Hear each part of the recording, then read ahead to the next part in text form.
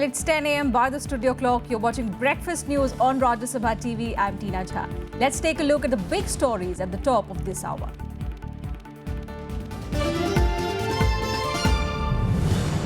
High alert sounded in all metro cities across the country after intelligence inputs of a possible terror attack. Alert sounded after reports of a group of Lashkar-e-Taiba militants entering the country through the Gujarat border.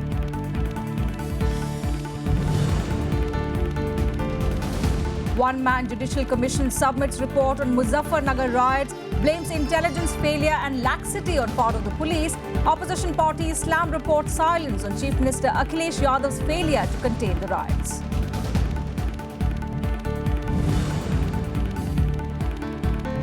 Congress announces alliance with United People's Party in Assam. UPP also announces first list of 10 candidates.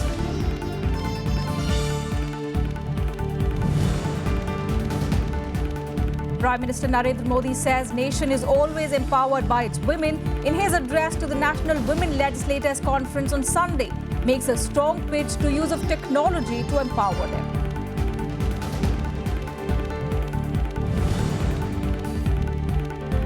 And India clinched the Asia Cup for the 6th time after defeating Bangladesh in the finals at Mirpur by 8 wickets on Sunday.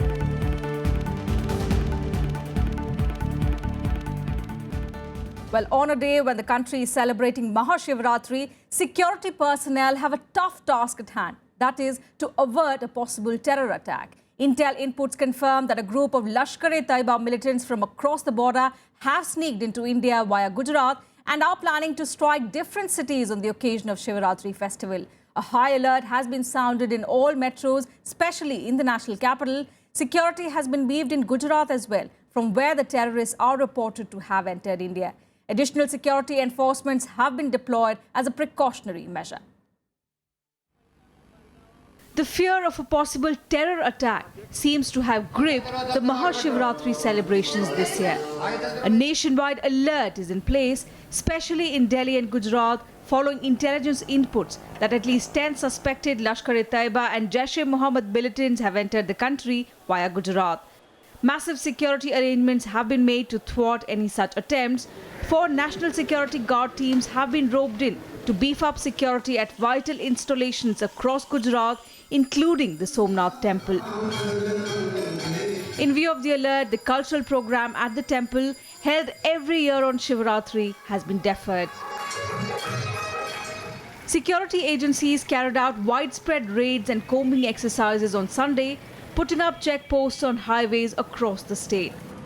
Stringent security checks are being carried out at all prominent places like the airport, railway stations, bus stations, temples and marketplaces across the state. जो intelligence input मिला है, ये शीर्षस्थ तरह का एक input है, जिसकी संजीदगी को, जिसकी जो है वेरीफायबिलिटी को हम पूरी इज्जत देते हैं. ये कल इनपुट हमें मिला है और उसके तहत तत्काल पूरे गुजरात राज्य की पुलिस टीम को सतर्क कर दिया गया है, सावधान कर दिया गया है. लगातार कोम्बिंग चल रहे हैं, चेक पोस्ट लगा दिए गए हैं और जो भी सिक्योरिटी सस्पेक्ट्स हैं उनकी छानबीन हो रही है और जो भी शंकास्पद विस्तार हैं उनकी भी छानबीन हो रही है. Chief Minister Anandiben Patel said her government is geared up for the challenge. जो सुविधाएं हमारी ओर से करनी थी, सभी सुविधाएं हम लोगों ने कर दी हैं. कोई चिंता की बात नहीं है. Security was stepped up in the national capital as well after the Delhi police received specific inputs about suspected militants entering the city. Security arrangements have been enhanced in all crowded areas, iconic buildings and military installations. Patrolling across the city has been intensified. Other metros in the country have also been put on high alert. In Kolkata, security was stepped up at the Netaji Subhash Chandra Bose International Airport after an email threat sent to an airport manager.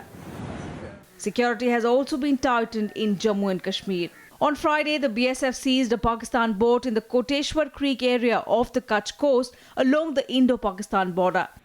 Its occupants fled upon seeing the security personnel, but doubts of a few men having sneaked in haven't been ruled out by security agencies. The Indian Coast Guard has enhanced surveillance along the west coast, more specifically in the seas off Gujarat.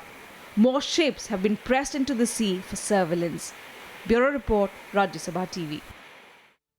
Meanwhile, one militant was killed while an army soldier was injured in an encounter in South Kashmir's Kulgam district. The gun battle began after security personnel came under heavy firing from the militants hiding in a village in the Kulgam district. The officers were conducting a search operation after receiving information of 2 militants hiding in that area. While the encounter is still underway, a massive cordon and search operation has been launched in that area. Moving on to some other news, the one-man Judicial Commission of Inquiry that went into the 2013 communal riots in Muzaffarnagar in Uttar Pradesh has blamed intelligence failure and laxity on part of the police for the violence. 62 people were killed in the communal riots that was triggered after 2 young men were murdered by a youth from a minority community back in August 2013. The report is, however, silent on the role of the Akhilesh Yadav government in the spread of the riots. The Justice Vishnu Sahai Commission's 700-page report was tabled in the State Assembly on Sunday. The report was critical of the media, accusing it of putting out exaggerated reports and spreading rumors that in turn fueled violence. Opposition parties have reacted sharply to the report. The BJP has been demanding a CBI probe, stating that the panel report is incomplete. The Samajwadi Party, on the other hand, has said that the media is equally culpable. Other parties have said that Chief Minister Akhilesh Yadav cannot be absolved of responsibilities as law and order is a state subject.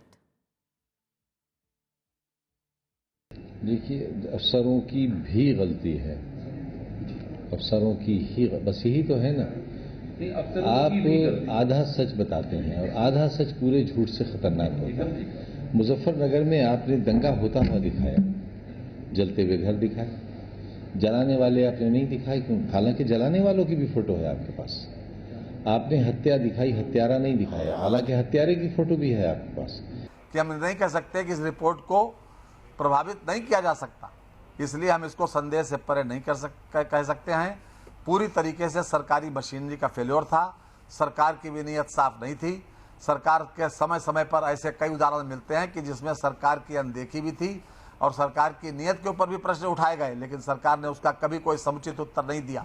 What's coming out in the media seems to indicate that there is an attempt to paint the blame only on the bureaucracy, which is not a correct approach, because the bureaucracy will function as per the political leadership, or it would mean that the political leadership has no control over the bureaucracy and there is no governance at all. It can only be one of the two. मैं ये समझता हूं कि जो उस प्रदेश का मुख्य कर्ता धर्ता है वो मुख्यमंत्री हुआ करता है, जो कि अखिलेश यादव हैं। उनके रहते जब ये घटनाएं घटी हैं, मेरी निगाह में सबसे बड़ा दोष मुख्यमंत्री का बनता है। जिस तरह से भारतीय जनता पार्टी के लोग लोकसभा चुनाव के बाद निरंतर इस प्रयास में थे कि जो पोलराइजेशन करने का था, सांप्रदायिक जहर घोलने का कार्यक्रम है, वो चालू रहना चाहिए। और ये सब पूरा का पूरा दंगा उसी के पूरी तहत हुआ है। ये भी हकीकत है अपनी जगह कि भारतीय जनता पार्टी इसके लिए पूरी तरह से दोषी है, लेकिन ये भी हकीकत है कि समाजवादी पार्टी उस दंगा रोकने में, उनको लोगों को सुरक्षा देने में पूरी तरह से नाकामयाब रही है। ये भी एक किस्म से हकीकत है। Now, with barely a month to go for the assembly elections in Assam, political parties are doing all they can to consolidate their support. The ruling Congress party in the state has forged an alliance with the United People's Party in the Bodoland territorial area districts. Now, as per the understanding, the Congress will not contest 4 seats: Kokrajhar West, Kokrajhar East, Sidli and Chapaguri, leaving it for its alliance partner, that is the UPP. Now, besides this, there will be a friendly contest in 9 more seats where both parties will contest, but with a mutual understanding. Some of these seats also fall outside the Bodoland territorial area districts. These 9 constituencies include Gosaigaon, Barama, Tamulpur, Paneri, Bijni, Masbat, Dhekiajuli, Udalguri and Kaliagaon. Soon after the alliance was formed, the UPP also released its first list of candidates for 10 constituencies. We have decided to vote the party against the communal forces like BJP party and corrupt practice of BPF. So the people of BTC and people of Assam never support communal forces. That's why with the United People's Party headed by UG Burma और हम लोग एक साथ आज in the presence of Honorable Chief Minister CLP leader के साथ बैठकर हम लोग फैसला किया out of 120 will contest 122। BJP तो आसाम में परिवर्तन की बात करते हैं लेकिन बीटीए में वो लोग परिवर्तन नहीं चाहते हैं क्योंकि सबसे भ्रष्ट दल है बीपीएफ। वो बीपीएफ दल के साथ मित्रता किया। जो बीजेपी सारे इंडिया में परिवर्तन की बात करते हैं वही अगर सबसे भ्रष्ट दल के साथ हाथ मिलाते हैं उनसे क्या उम्मीद रख सकते हैं। Well, Vice President Mohammad Hamid Ansari visited and supervised the ongoing works of renovation of the Qutub Shahi tombs in Hyderabad yesterday. The restoration works at the 16th century Qutub Shahi tombs are being carried out by the Aga Khan Trust for Culture. The first phase of the project is likely to be completed by this year end and the entire mission in the next 10 years. Ansari asked the Telangana government to explore the possibility of attracting tourists to this spot as these structures do not find required recognition on the tourism maps. The 400-year-old tombs complex has 75 structures, including 23 mosques spread across large acres of land. The Vice President, who is on a 2-day visit to Hyderabad, also addressed a national seminar in the city. And Prime Minister Narendra Modi said yesterday that a nation is always empowered by its women. Modi said this while addressing the National Women Legislators Conference in New Delhi. However, the opposition parties criticized him for his silence on the Women's Reservation Bill, for which the President and the Vice President had made a strong pitch on Saturday. Women representatives from both the Houses of Parliament, state legislative assemblies and the councils attended the 2-day conference. Prime Minister Narendra Modi on Sunday stressed on the need of empowering women for the development of the country. While addressing the valedictory session of National Conference of Women Legislators in New Delhi, Modi said women should be strengthened more for a stronger India. राष्ट्र को सशक्त बनाता है राष्ट्र का नागरिक, और नागरिक को अगर कोई सशक्त बनाता है, उसको अगर सामर्थ्यवान बनाता है, उसको अगर चरित्रवान बनाता है तो मां बनाती है। उससे बड़ा राष्ट्र का निर्माण और कोई नहीं कर सकता। Women representatives from both Houses of Parliament, state legislative assemblies and councils attended the 2-day conference that began on Saturday. Prime Minister Modi lauded women for their multitasking abilities and emphasized the need for change of mindset about the term women empowerment. कि ये जो महिला सशक्तिकरण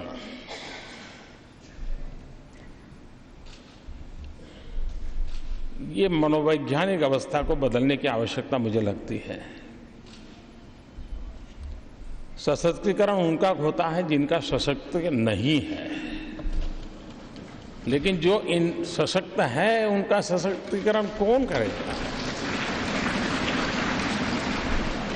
और ये बात मेरे गले नहीं उतरती कि पुरुष होते कौन हैं जो सशक्त करेंगे। The Prime Minister said that women have higher success ratio despite the fewer opportunities they get in comparison to men. He also remarked that women are better in adopting technologies than men and spoke of the enriching thoughts and views that he has been receiving through the MyGov platform and Narendra Modi app.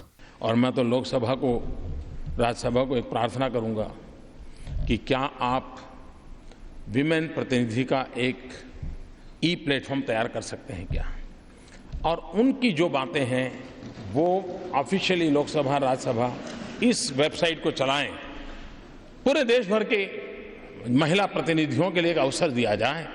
देखिए, technology की अपनी एक ताकत है। The 2-day conference hosted by Lok Sabha Speaker Sumitra Mahajan was attended by former President Pratibha Patil, Union Ministers Sushma Swaraj, Najma Heptullah and Maneka Gandhi, Gujarat CM Anandiben Patel, former Delhi Chief Minister Sheila Dikshit, Congress President Sonia Gandhi, among others. With inputs from Arvind Kumar Singh, Bureau Report, Rajya Sabha TV. Well, former Finance Minister P. Chidambaram has said that his son Karti is being targeted because he is his son. Chidambaram has alleged that he is the real target and claimed that allegations of his son's undisclosed assets abroad are malicious and totally false. Chidambaram also asked the government to make a list of the alleged undisclosed assets abroad. He assured that his son will voluntarily execute any document necessary to transfer such assets to it for a nominal consideration of 1 rupee. In a statement, the former finance minister said, and I quote, "I understand the political motive behind the accusations and the timing of the story. I have nothing but pity for those who make these false accusations. Ultimately, truth will prevail. Unquote. Media reports have alleged that Karti has built a huge empire in different parts of the world by making investment in real estate and engaging in other business activities in as many as 14 countries. The reports also claim that this came to light through documents recovered during raids by the Enforcement Directorate and investigation wing of the income tax in the Aircel Maxis scam.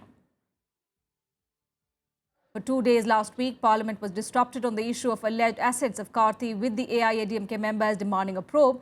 On Wednesday, the Finance Minister assured Lok Sabha during a discussion on the issue and said the government has no holy cows to protect and that the guilty will not be spared. Chidambaram का नाम उस समय उठा था जब UPA सरकार थी और चिदम्बरम साहब स्वयं एक मंत्री थे। और जहां तक मुझे याद आ रहा है, पार्लियामेंट के सामने, संसद के सामने उन्होंने शायद कहा था जब प्रश्न उठे थे कि कानून अपना काम करेगा। यदि उन्होंने कुछ गलत नहीं किया तो कुछ घबराने की बात नहीं है। यदि उन्होंने कोई स्कैम्स किए हैं तो मुझे लगता है कानून को अपना काम करना चाहिए। They will do everything. They will follow all tricks to cover their failure in the administration. People does not want them to continue in power. So they take all such steps to see that somehow they want to come back to power. Time for a very short break here on Breakfast News. We'll be right back. Don't go anywhere.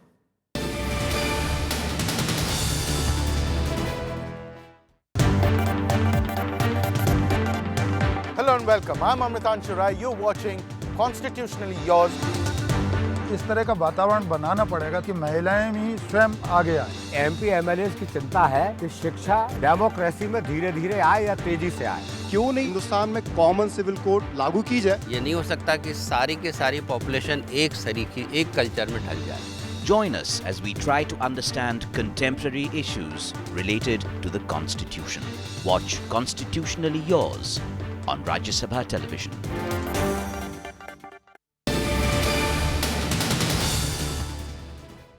Thanks for staying with us. On to news of beleaguered UB Group promoter Vijay Mallya now. An order is expected today by the Debt Recovery Tribunal in Bengaluru on an application filed by SBI seeking action against Mallya over defaulting of loans. Now, this comes as former employees of the defunct airlines have written to Mallya accusing him of damaging the image of the country. Mallya, in a statement, has said he is not an absconder and is looking for a one-time payment to banks. The Debt Recovery Tribunal, or DRT, will pass orders on the state-owned SBI's application seeking action against UB Group promoter Vijay Mallya for defaulting on loans. The SBI leads a consortium of 17 banks that have lent money to the grounded Kingfisher Airlines. It is now in a bid to recover over 7,000 crores of dues from him. The application before the DRT seeks lenders' first right in the $75 million payout from Diageo to Vijay Mallya under a recent sweetheart deal. DRT has reserved its order after hearing the submissions made by both parties, bankers as well as Mallya, on March 4th.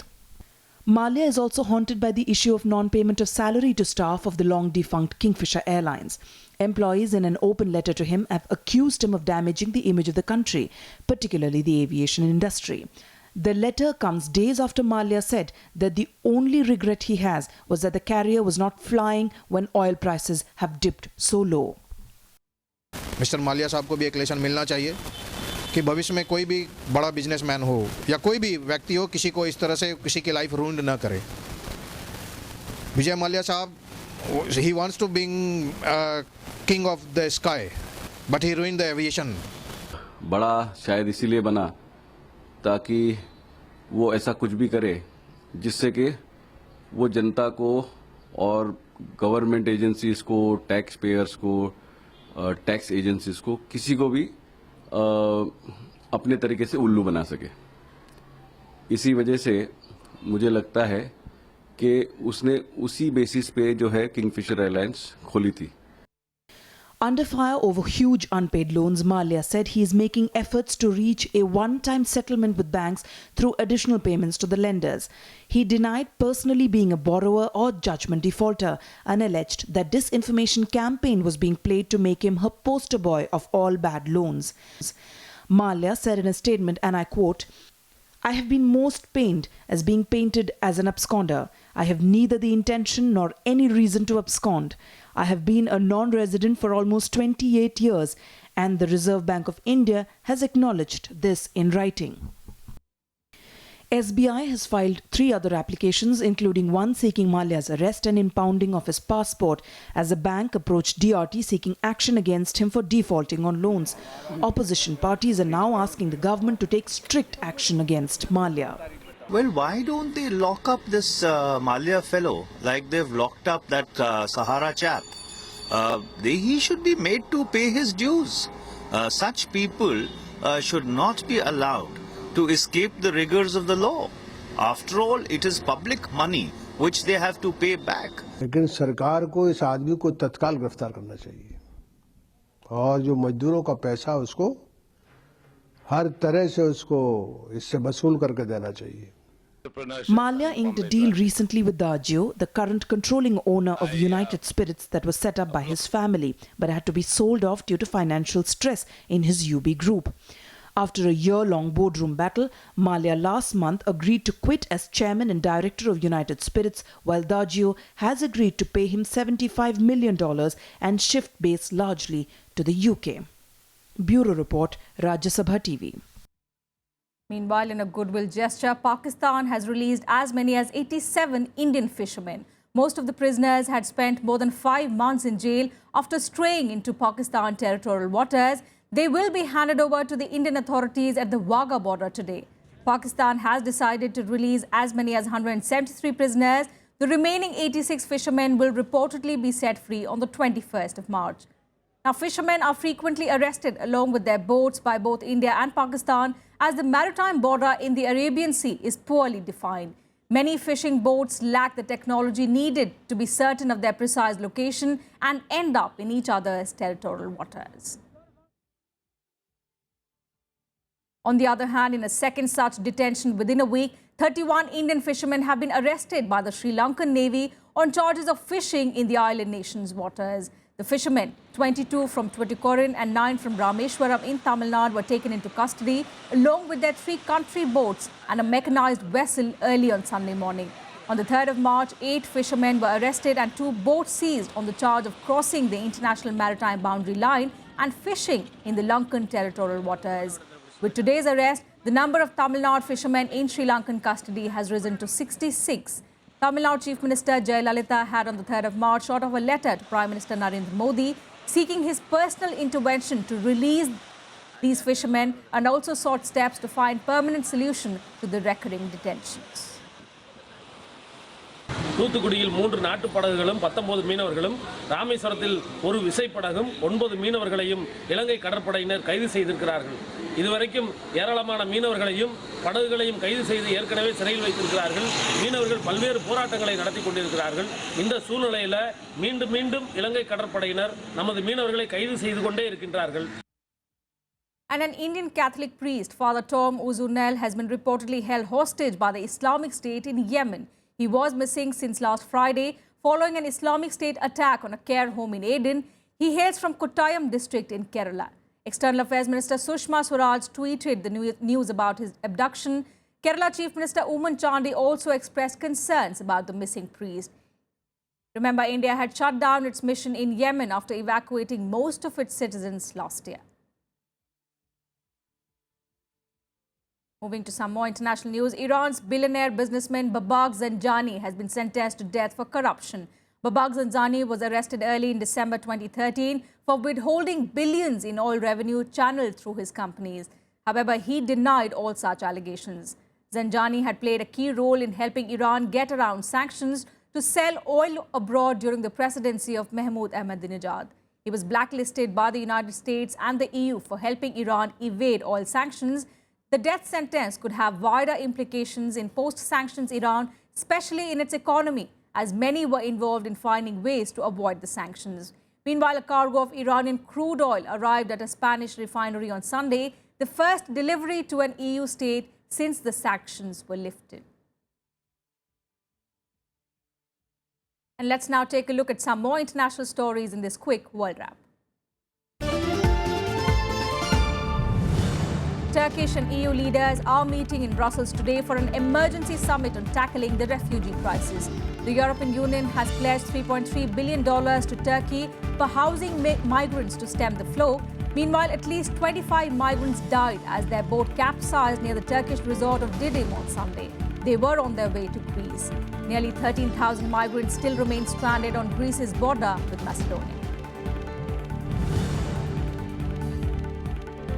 North Korea renewed its nuclear threat warnings in the wake of joint US-South Korean military exercises set to start today. It was announced in a statement by the National Defense Commission of North Korea. Expanded UN sanctions just a week before had already angered Pyongyang. At least 60 people were killed and over 70 wounded when an Islamic State truck bomb exploded at an Iraqi checkpoint in south of Baghdad on Sunday. It's the second deadliest attack this year. Early in February, the Islamic State had killed 78 people in Sadr city, a Shiite district of Baghdad.